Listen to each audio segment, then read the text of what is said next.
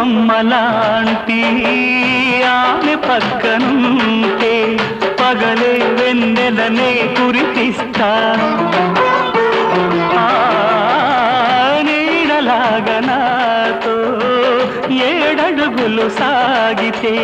ఇలలో స్వర్గం నే సృష్టిస్తా రసరమ్యం ఆ రాగ విలాసం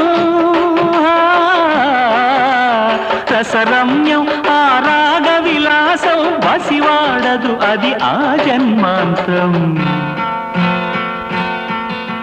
అందమైన నా ఊహల మేడకు ఆవిడమణి దీపం